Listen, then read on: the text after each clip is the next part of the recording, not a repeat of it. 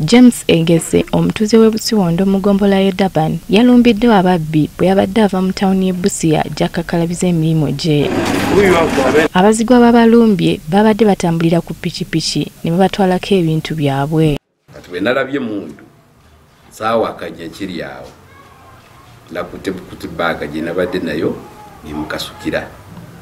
Juliet Nancy Rumbi alina omudaala kumpi n'obunyazi buno bwe bwabadde agamba nti ababbi babadde n'emmundu. Kati oli okumutuuza wansi n'amala n'agamba nti kutaasa obulamu afazaali kankoleki kambawe baaga nkoleki n'atuula wansi n'abawa baaga. Olwabawadde baaga bo ne bakola ki ne bamala ne bakwata baaga ne babuukira ku piki ng'oli alina emmundu wakati yatudde wakati.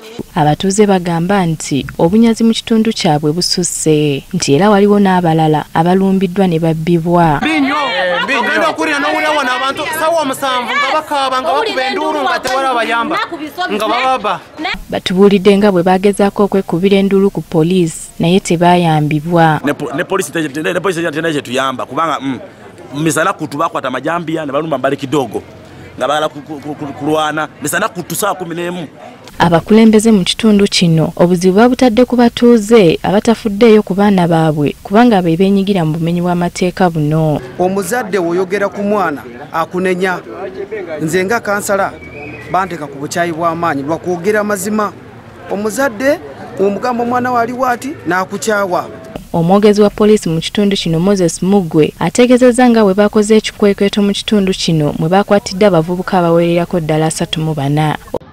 Nga ebikwekweto bino bisinzira ku mawulire ameekusifu nga mawulire gano gabadde gakwatagana n'obumenyi bw'amateeka obweryanyi. Ono yeebazizza abatuuze ababayambyeko mu kikwekweto kino. Era nga twagala kweyama okugenda mu maaso n'ebikwekweto bino okutuusira ddala nga Busia tawuni efuukidde ddala ekifo ekirungi ennyo. Babavubuka abakyasigaddeyo nga beenyigira mu bumenyi bw'amateeka balabudda nti balyeko amaanyi ng'akoza n'owebbwa.